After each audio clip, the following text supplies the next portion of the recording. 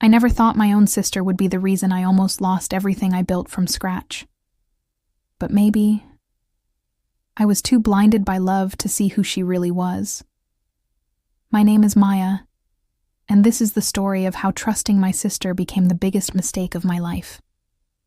I grew up with my younger sister Tara in a small apartment in Chicago.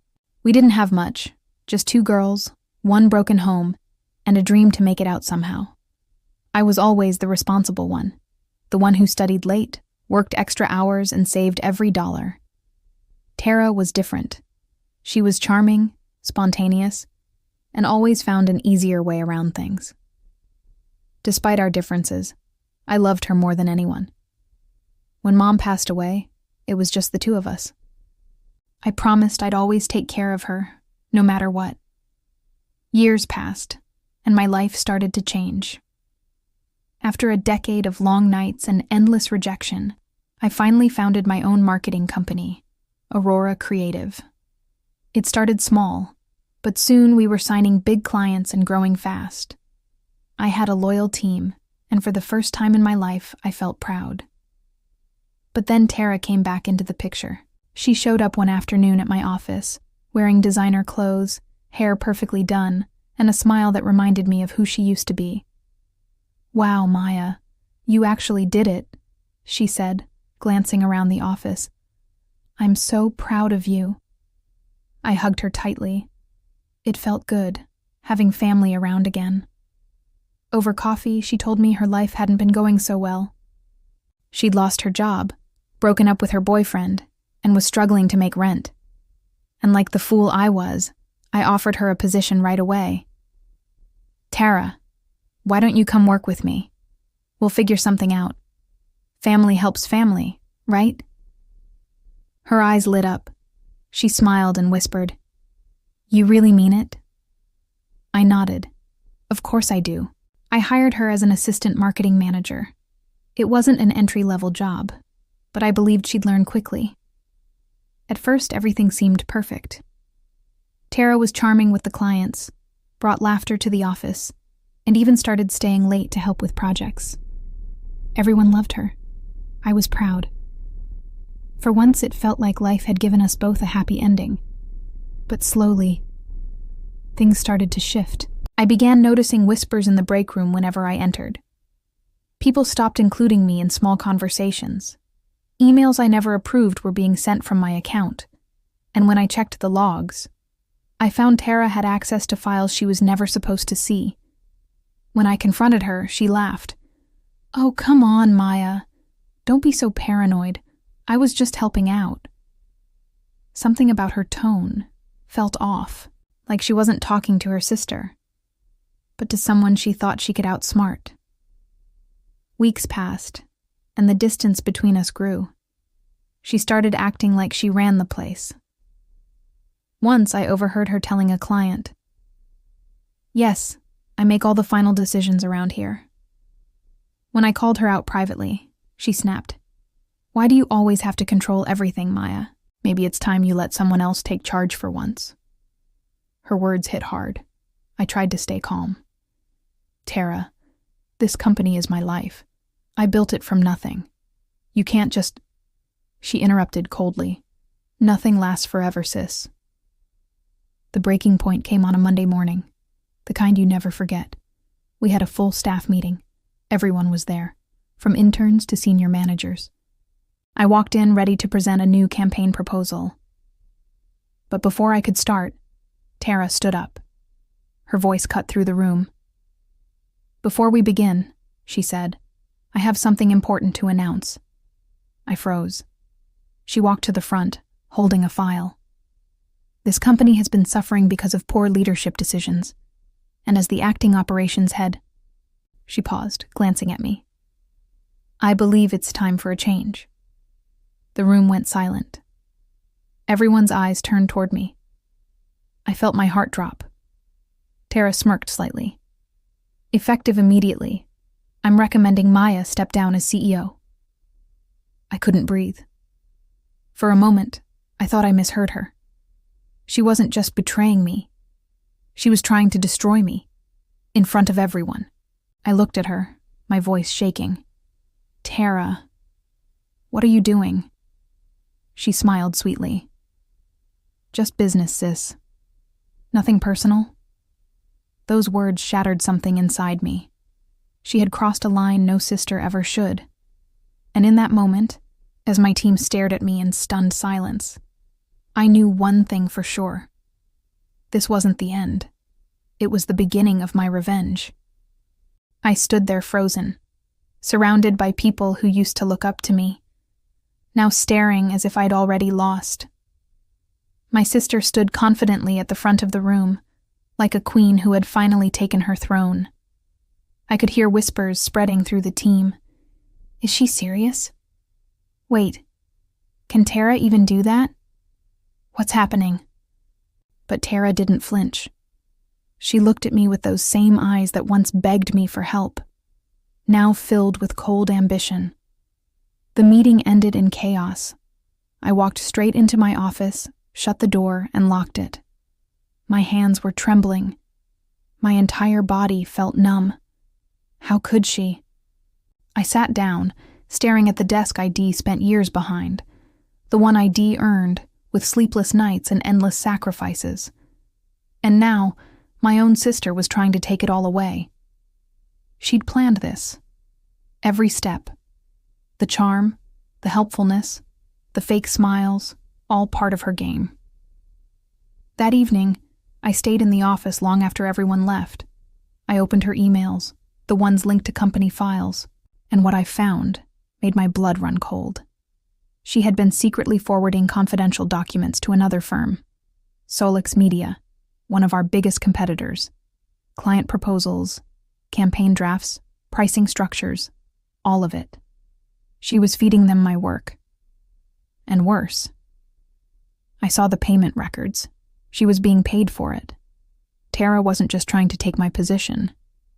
She was selling me out. I remember whispering to myself, "You wanted to destroy me, Tara, but you just made the biggest mistake of your life." That night, something inside me changed.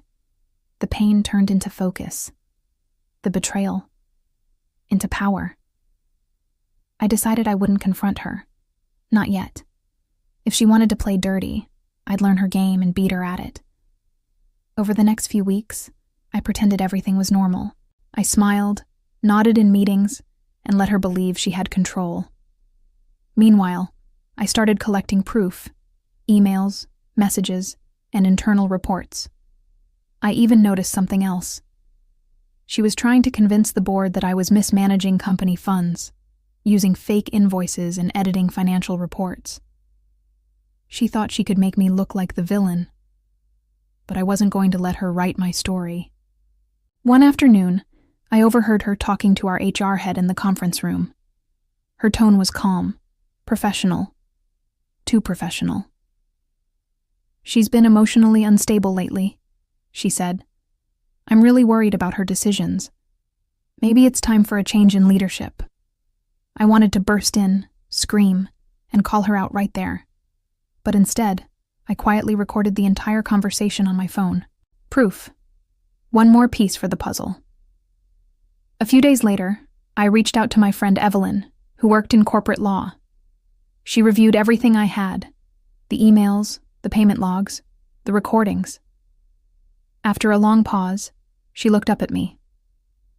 "Maya," she said softly, "this isn't just betrayal. This is corporate espionage. She could go to prison for this." I sat there, silent.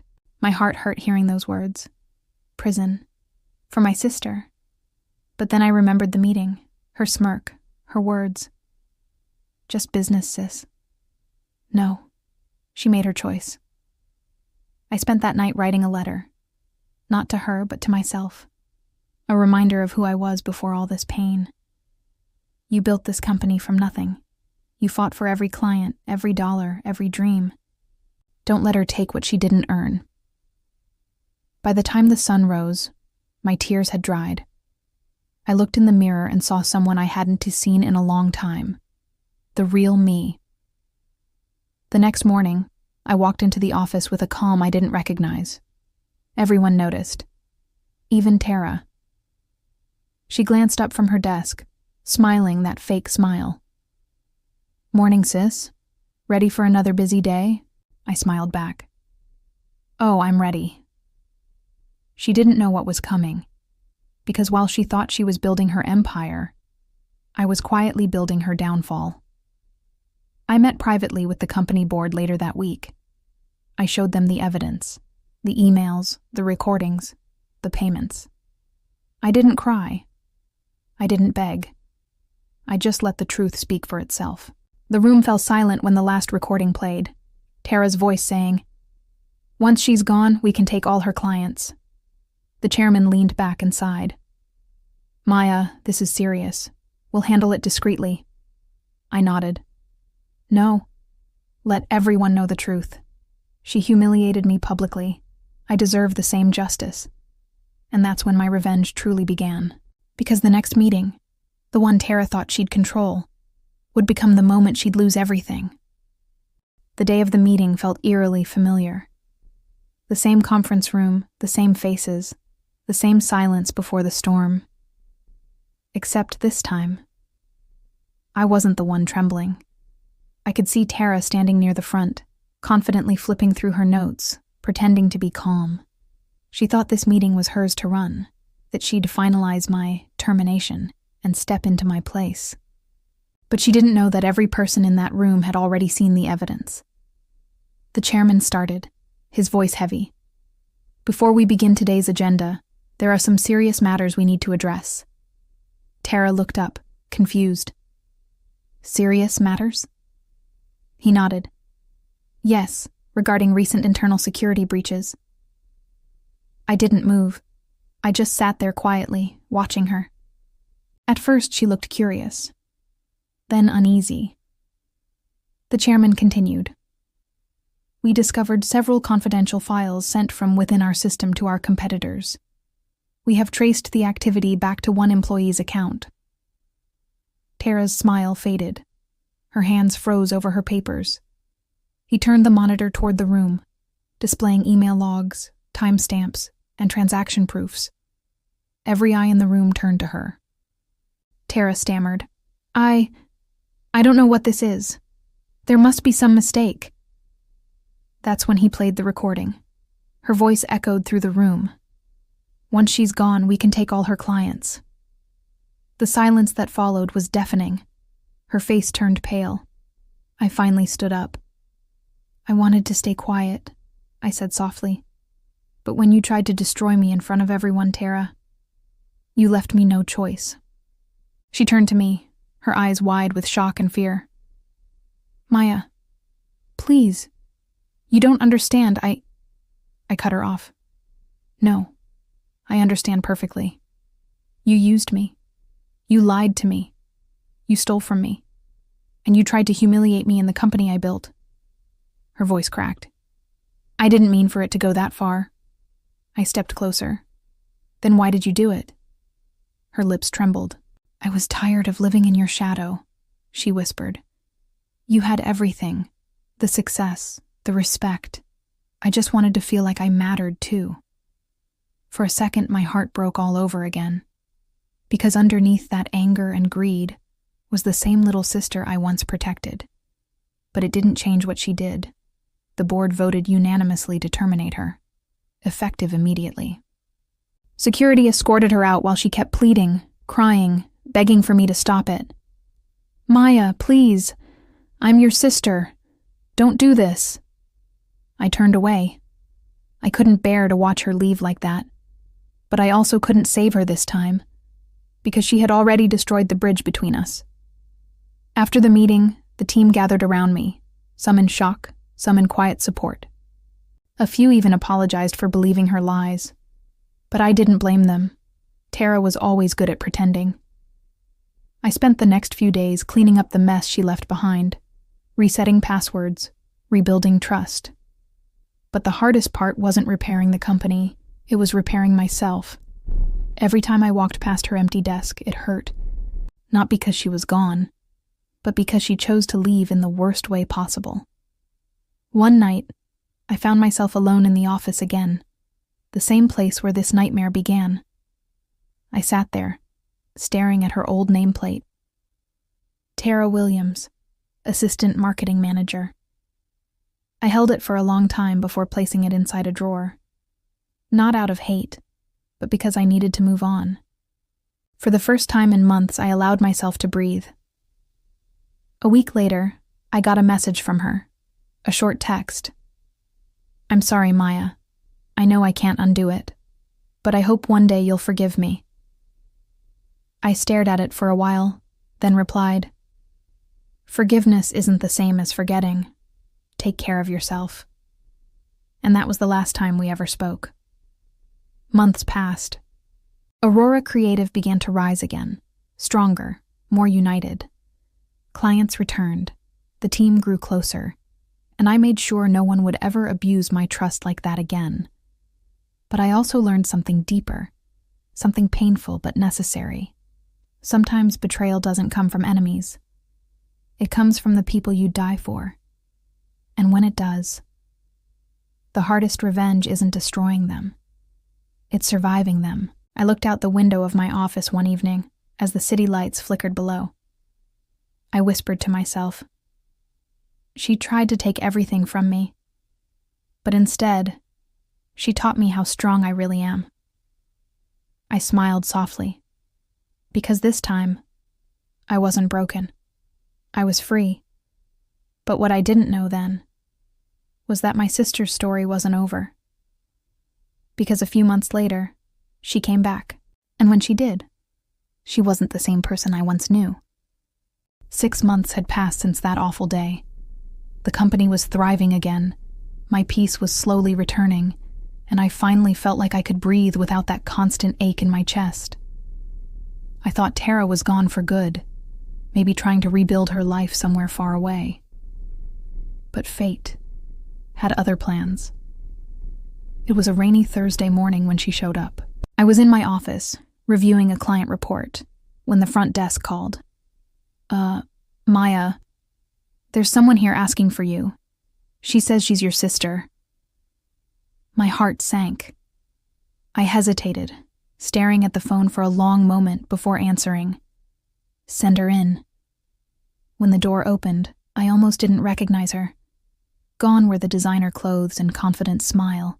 She looked thinner, paler, her hair tied back loosely, her eyes tired.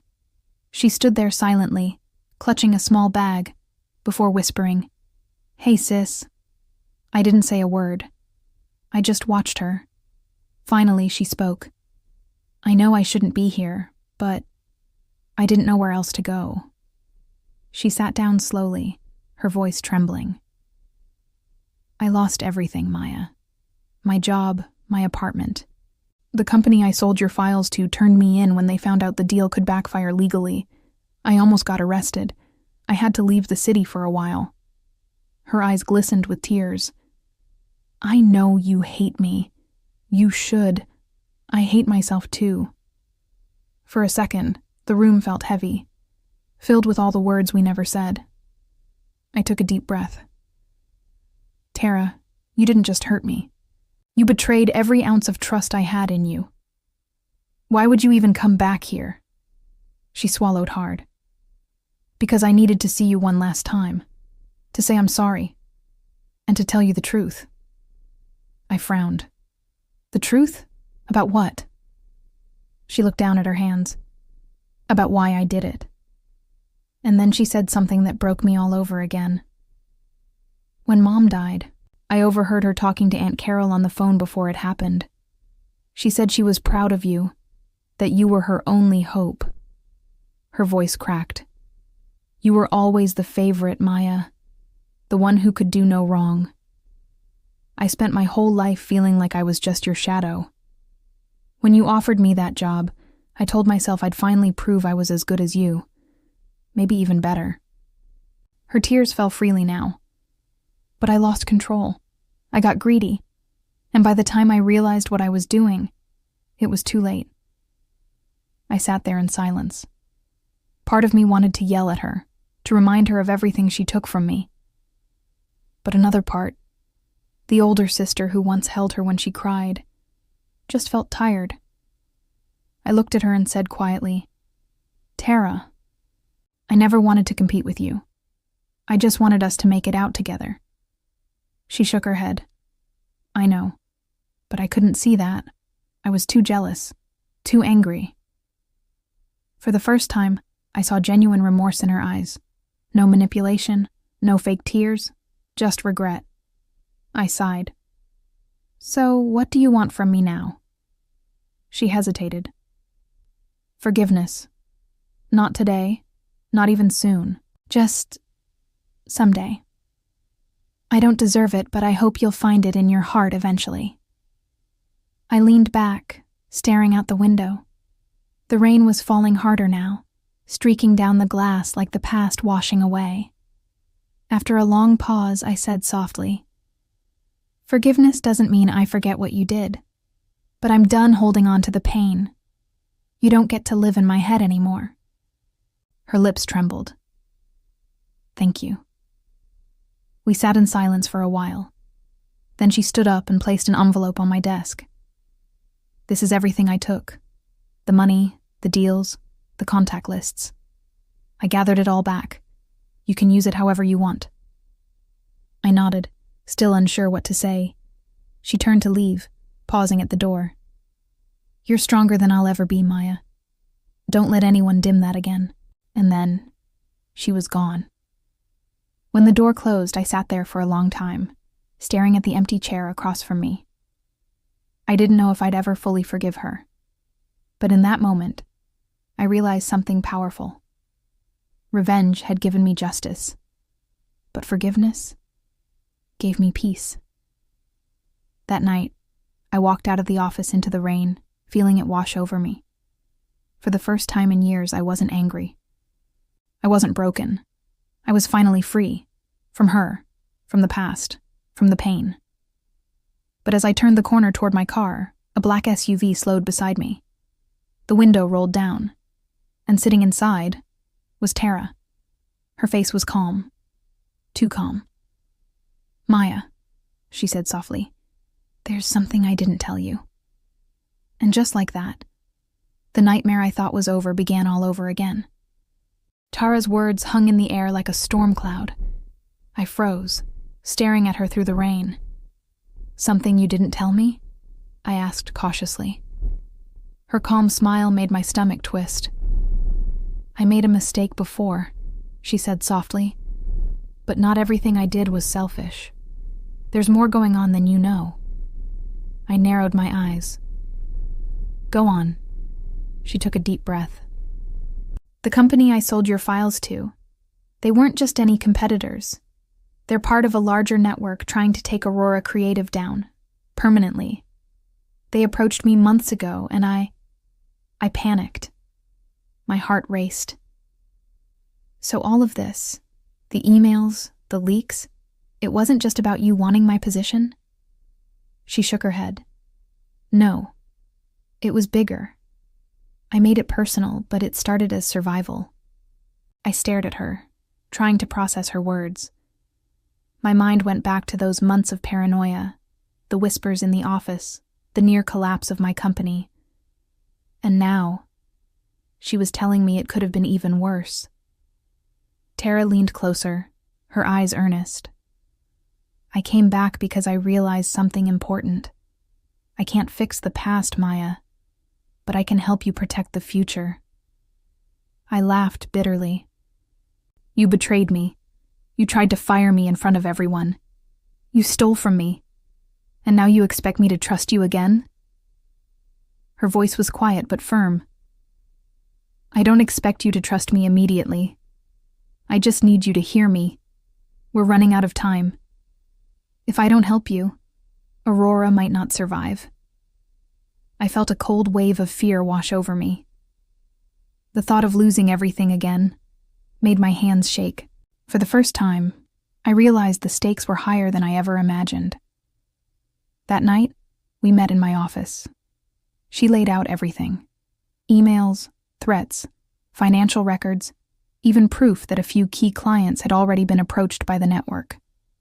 I watched her closely. Every detail she shared seemed precise, logical, undeniable. "I know it's hard to forgive me," she said finally, "and you don't have to. But I'm your sister, Maya. And right now, we need each other." I stared at her, the storm of anger, hurt, and distrust raging inside me. And yet, a small part of me knew she was right. If Aurora Creative fell, everything I built would be gone. Not just my career, but my identity, my dream. Over the next few weeks, we worked together. It wasn't easy. I stayed cautious, double-checking every move she made. But slowly, the old rhythm returned. We strategized, countered threats, and secured our clients. I watched her carefully, noting the subtle changes, the remorse in her voice, the honesty in her actions. I realized she wasn't the same sister who tried to destroy me. She had changed. Finally, the day came to confront the network. We called a meeting with all parties involved, their executives, legal teams, and our own counsel. Tara stood by my side. For the first time in months, I felt a strange sense of relief. When the meeting started, we presented the evidence, the files, the emails, and the recorded threats. Their arrogance quickly dissolved into panic as the truth came out. By the end of the day, every attempt to take Aurora Creative down had failed. The network was exposed, the clients returned, and I felt something I hadn't felt in a long time. Victory. Afterward, I turned to Tara. "You did well," I admitted quietly. She smiled, but her eyes held a hint of sadness. "I couldn't have done it without you," she whispered. I nodded slowly. "Neither could I. But don't forget, this doesn't erase what you did before. You still need to earn back trust, every single day." She nodded, tears forming again. "I will. I promise." Weeks passed. The company flourished. I regained control, stronger than ever, while Tara worked quietly, proving herself, rebuilding bridges, and slowly earning back the respect she had lost. I realized something powerful. Revenge alone had given me satisfaction, but collaboration, trust, and cautious forgiveness gave me strength. I also understood that betrayal can sometimes be a twisted form of love, a desperate, misguided attempt to compete for attention, recognition, or survival. One evening, as I walked through the office, I noticed Tara sitting at her desk, quietly working. I paused and smiled to myself. She wasn't perfect. She never would be. But she had changed. And somehow, that was enough. Because in the end, the greatest revenge isn't destroying someone who betrayed you. It's rising above it, stronger, wiser, and unbroken. I looked out the window, watching the city lights sparkle. I whispered softly to myself, I survived her betrayal. I survived her lies. And I walked away stronger than ever. And for the first time in years, I truly felt free. Months turned into a year, and life slowly returned to a steady rhythm. Aurora Creative was no longer just a company. It had become a symbol of my resilience. Every client, every campaign, every team member reminded me of what I had fought for, and what I had survived. But the most important lesson wasn't about business. It was about life, trust, and the people we call family. Tara had stayed on after the ordeal, but our relationship was cautious at first. Every conversation, every shared task was carefully measured. We were sisters in name, but we had to rebuild the bond that was shattered. It wasn't easy. I would be lying if I said I never thought about that Monday morning, the meeting where she tried to fire me in front of everyone, or the emails she forwarded to competitors, or the deals she sabotaged. But holding on to that anger would have chained me forever. Instead, I chose to focus on rebuilding trust and my own sense of power. One evening, I found myself sitting in the empty office, reflecting. I remembered the tears, the anger, the feeling of betrayal that had consumed me. I remembered the dark nights I spent plotting revenge. And I realized something important. Revenge alone is hollow. Justice matters, yes. Holding someone accountable is essential. But true strength comes from rising above, not from watching someone else fall. I reached out to Tara that night, not to forgive her fully, that would take time, but to open the door a little. I know you're trying, I said softly. And I see it. I just need time. She smiled, relief evident in her eyes. Thank you, Maya. That means more than you know. It wasn't perfection. It wasn't a fairy tale ending, but it was real. And for the first time, I felt a sense of closure. Over time, Tara proved herself. She worked hard, showed loyalty, and slowly regained the trust of the team. I still watched her, of course. Old habits die slowly. But the fear and anger had diminished. I realized that people make mistakes. Even the people we love most. And sometimes, the way they respond after those mistakes shows who they really are. Tara had chosen to come back, to admit her wrongs, and to help fix what she had broken. It wasn't perfect redemption, but it was a start. And I had learned something invaluable about myself. I was stronger than I thought, wiser than I had been, and unbroken, despite the betrayal that could have destroyed me. I had survived one of the most personal attacks I could imagine, and instead of letting it ruin me, I had turned it into strength, resilience, and even compassion.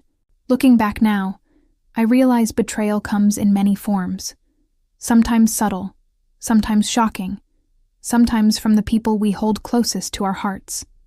It can shatter trust, shake confidence, and make you question everything you believe in. But it also teaches something vital. Your value is not defined by what others do to you. Your strength is measured by how you respond, and your peace comes from learning to rise above, no matter how deep the wound. I still see Tara from time to time. We talk, we work together, and sometimes, just sometimes, we laugh like we used to as kids. It's not the same as before. It never will be. But it's real, and that's enough. I often think about that day she tried to fire me in front of everyone. I think about the fear, the anger, and the sense of helplessness. And then I smile, because that day, while it tried to break me, ended up shaping me. It taught me to fight, to survive, and to forgive, slowly, cautiously, but genuinely.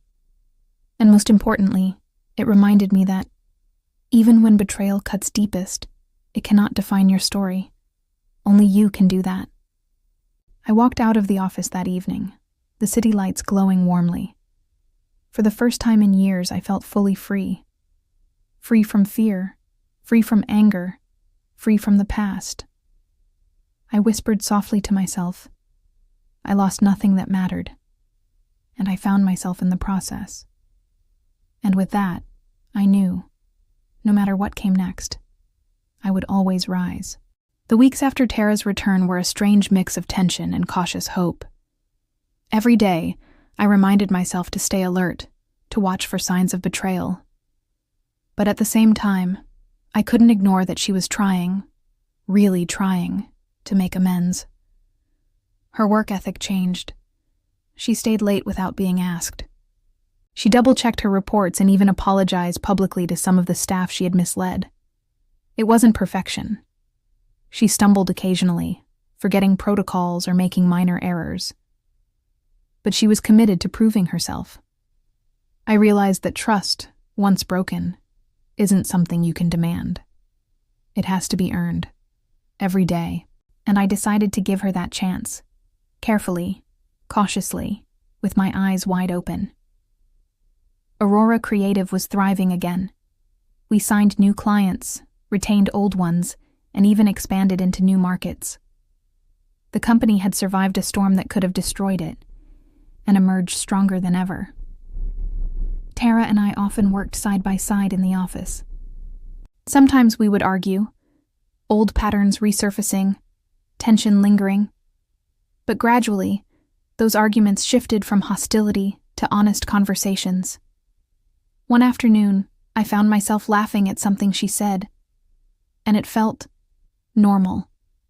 I hadn't realized how much I missed the sister I once knew, the one I used to protect, the one I hoped still existed under the betrayal and lies. I also noticed something else, a sense of inner strength I hadn't felt before. The betrayal, the attempted humiliation, the theft, it had all left scars. But those scars were no longer weaknesses. They were reminders of what I survived. I started mentoring younger employees with more patience, more compassion. I handled negotiations with calm instead of fear. I led my company with clarity instead of doubt. One evening, Tara stayed late in the office. She came to my desk and said softly, "Maya, I want to thank you for giving me a second chance. I don't take it for granted." I looked up at her. "It's not easy. I'm still cautious, and you need to keep proving yourself every day." She smiled, a little sheepishly. "I will, I promise." I nodded. There was a moment of silence, a quiet understanding passing between us. It wasn't the sisterly bond I remembered from childhood. It wasn't perfect, but it was something real. Weeks later, I reflected on everything that had happened.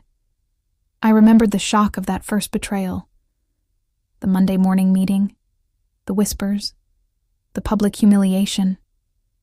I remembered the anger, the tears, the nights spent planning revenge. I remembered the fear of losing everything I had built, and I realized something profound. Betrayal teaches you the value of resilience. It teaches you to trust cautiously, but also to trust yourself more. It forces you to confront your limits, and then surpass them.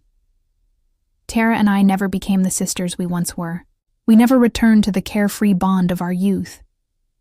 But we created something stronger, a partnership built on accountability, honesty, and mutual respect. The experience changed both of us. She learned humility and responsibility. I learned strength and forgiveness. And together, we rebuilt what had been nearly destroyed. Standing in my office one late evening, I looked out at the skyline. The city lights glimmered, reflecting in the glass, mirroring the resilience and growth I felt inside. I whispered softly to myself, "I survived betrayal. I survived loss, and I emerged stronger than ever." Because that was the truth. No one could take my strength. No one could erase the lessons I had learned. And no one could stop me from rising, again and again. Tara walked by my desk, giving me a small nod. I nodded back. It wasn't love, it wasn't forgiveness yet, but it was peace, and sometimes that's enough. From that moment on, I promised myself, never let betrayal define me, never let fear control me, and never let anyone, even family, dim my light. I had survived the storm, and now I was ready to soar. It had been over a year since the day Tara tried to fire me in front of everyone. Aurora Creative was thriving, stronger than ever, and for the first time in a long time, I felt a deep, steady sense of peace. The betrayal still stung. I would never forget it, but I no longer felt defined by it.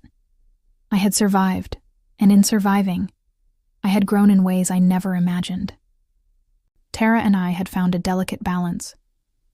We weren't the same sisters we once were, and we probably never would be. The trust we had lost couldn't fully return, but she had proven she could change, and I had learned that people can be more than their worst mistakes. I watched her one afternoon, working diligently at her desk. Her focus reminded me of how far we had come. Not just as business partners, but as survivors of a storm that could have destroyed everything. I realized something crucial. Betrayal is not always about hate. Sometimes it's about fear, insecurity, or the desperate need to be seen. And sometimes it's about teaching you who you truly are. I thought about that fateful Monday morning. The humiliation, the whispers, the smirk on her face as she tried to take my place. At the time, it had felt like the end. But looking back now, It was the beginning of everything I had become. I had learned patience. I had learned strategy. I had learned that strength isn't just about power or revenge. It is about resilience, clarity, and the courage to rise above the hurt. One evening, as the office lights dimmed and the city skyline shimmered in the distance, I sat at my desk, reflecting. I thought about my journey, the fear, the heartbreak, the anger, and finally the empowerment. I whispered softly to myself, I survived betrayal. I survived lies. I survived the person I trusted the most, and I walked away stronger than ever. For the first time, I felt truly free. I also realized that revenge, as satisfying as it can feel in the moment, is never the final answer. Justice mattered, yes. Holding Tara accountable was necessary. But the real victory was reclaiming myself, my confidence, and my life. I didn't need her apology to heal. I didn't need her presence to feel complete. I needed only to trust my own strength. And that I did. Tara and I occasionally work together now, cautiously and respectfully. We shared tasks, coordinated campaigns, and sometimes even laughed. Small, honest moments of connection. It wasn't perfection. It wasn't a return to the innocence of childhood. But it was real. And sometimes, that's enough. Looking back, I realized this. Betrayal can come from anyone, even the people you love most. It can cut deep and leave scars that never fully disappear. But it cannot take your courage. It cannot take your resilience. And it cannot take the strength you discover within yourself when the world tries to break you. I rose from my chair and walked to the window. The city lights sparkled below, reflecting the journey I had endured, the pain, the struggle, and the triumph. I smiled softly and whispered one last time. I survived. I endured. I learned. I rose. And I am stronger than ever. For me, that was the true ending. Not revenge, not fear, but strength. And with that strength, I knew I could face anything life threw at me.